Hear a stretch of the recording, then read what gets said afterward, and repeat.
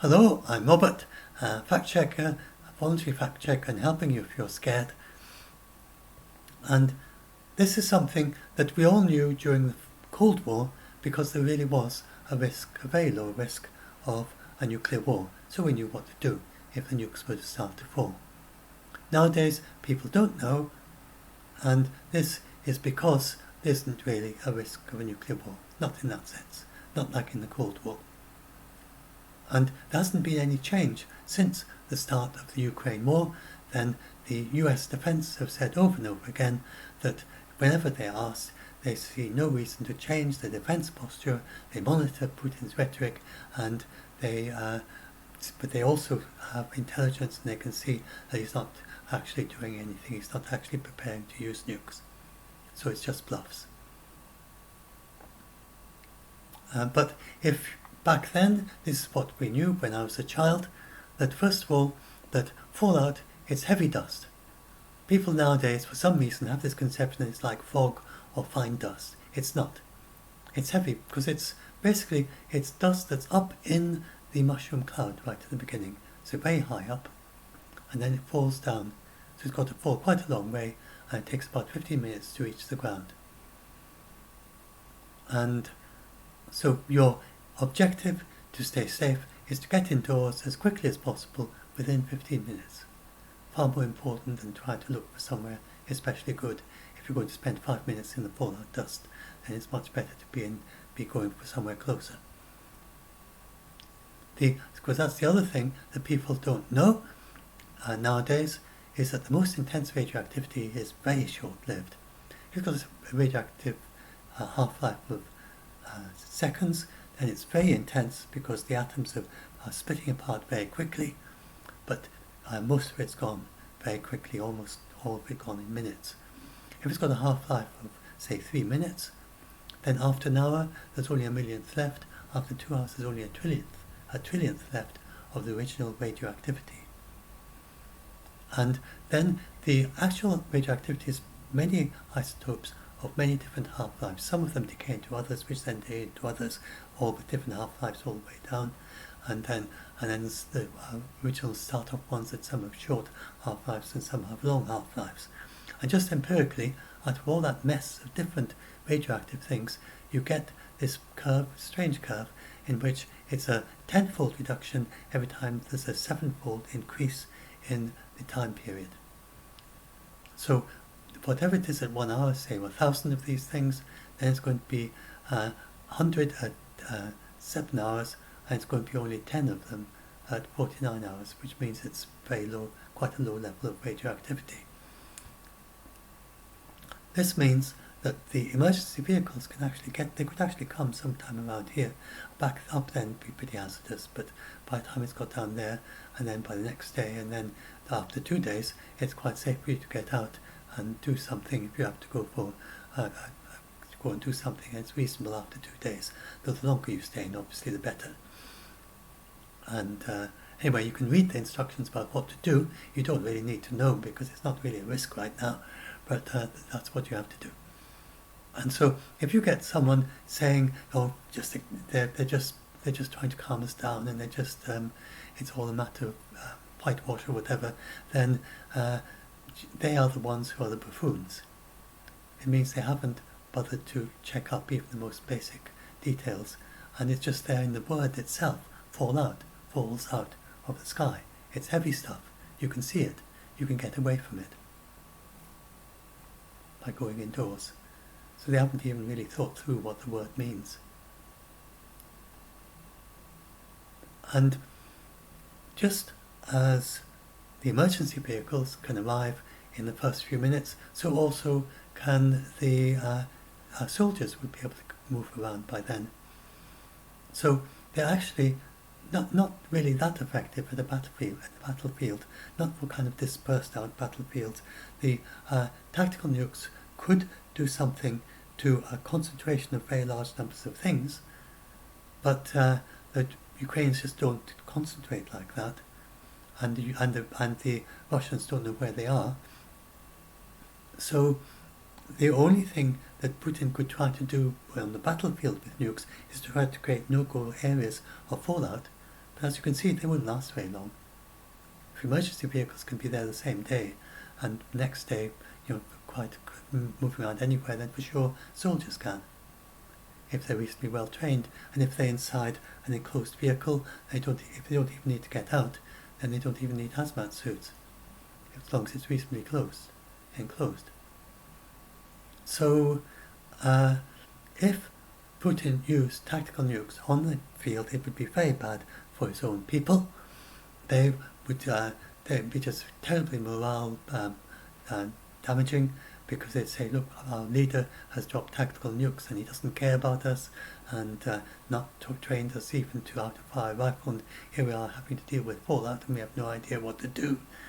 And meanwhile, the Ukrainians would be very disciplined, and they're very connected, and they'd have their leaders telling them, say, Putin has dropped nukes, here's where all the fallout plumes are, here's the GPS, you can avoid it in this way, and if you stay inside, and etc., etc.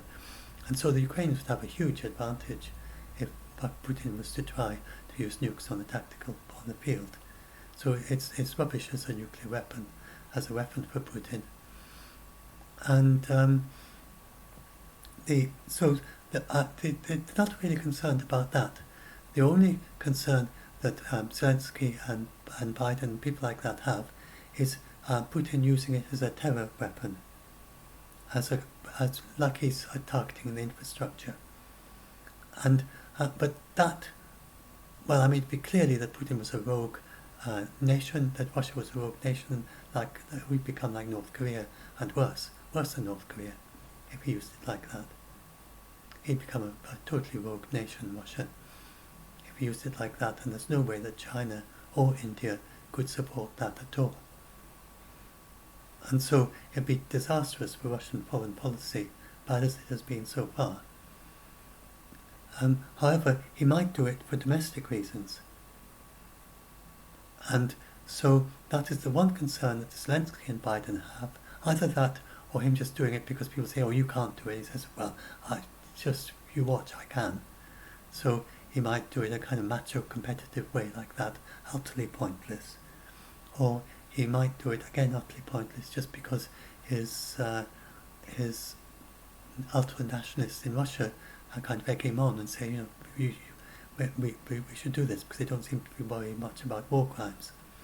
And if early on, before this war, people wouldn't have really thought he could do that, but some of the things he's done during the war have been stupid enough, so you can imagine that maybe he might do that, might consider doing that. So that is the one concern, and it's pretty low concern. It's maybe just so extraordinarily bad decision in terms of foreign policy and in terms of military, any military use, and it just would be extremely bad decision on Putin's part. But just to underline it, Jake Sullivan has told Putin that it would be absolutely disastrous for the Russian army and for himself if he did that. And he said it would be catastrophic for them. And he has said specifically, he said publicly, Jake Sullivan just said it would be catastrophic. Specifically, he has told Putin exactly what he would do. And you might think, it's very stupid to tell Putin what he's going to do because Putin could defend himself. But it turned out, and there's lots of evidence in the last few weeks of the war especially, it's been very clear that Russia's air defences are utterly rubbish against NATO weapons. They're good against Soviet weapons and against other Russian weapons and against the legacy Ukraine weapons, but they're useless against modern NATO weapons, even weapons that were designed a couple of decades ago. And they just go straight through, and they can't even see them. And HIMARS has just been hitting Russia over and over again, and because of its trajectory coming straight from halfway to space, down vertically at many times the speed of sound, and when the Russians, early on, they did try to fire back a few times, and it looked very silly looking because the explosion would come first from the HIMARS, and then you'd see some S-400 anti-missile things going up in the air after the explosion itself had happened. You've seen them firing up after the explosion. So the Russians, they're just utterly useless. They have no defense against the modern NATO weapons. And there's another thing called harm, which homes in at their radar. So when they try and switch out radar to look at incoming missiles from the Ukrainians or whatever, this thing gets fired from the planes and it just knocks out their radar. And so they're afraid to turn on their radar anymore to look for things that the Ukrainians are doing. So so it's when Jake Sullivan says this to Putin, conveys this to Putin, and he's saying, look, you know we can do this. You know your radar is useless. And there's no way you can, your anti-missile systems can't stop us. And this is what we'll do. And so if Putin was to use one tactical nuke in Ukraine, then we don't know specifically what Jake Sullivan said, but General Petraeus hinted that it would likely include targets in South Ukraine, in the occupied area in Crimea, and in the Black Sea. The only target in the Black Sea is the Black Sea Fleet. This is a matter of great prestige to the Russians. It goes all the way back to sailing ships and the Tsars and things. It's been a big part of their military pride. And so the ultranationalists would say to Putin, it's just got, you're losing so badly, the only thing that you can do is you must fire tactical nukes at the Ukrainians. And then, Putin, if he got egged on to doing that, then within half an hour, his entire Black Sea fleet would be following the Moskva to the floor of the Black Sea. And this would be just utterly humiliating to Putin, and it would be the end of his regime. And Jake Sullivan would have told him various specific things, that it wouldn't just be the Black Sea, there'd be various targets in Crimea that are very important to Putin and in southern Ukraine, and they just all be gone.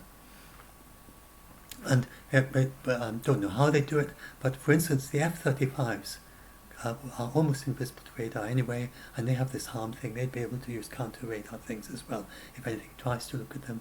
So the NATO could just fly a few dozen F-35s, which they got hundreds, over towards the Black Sea, and there'd be nothing the Russians can do about that.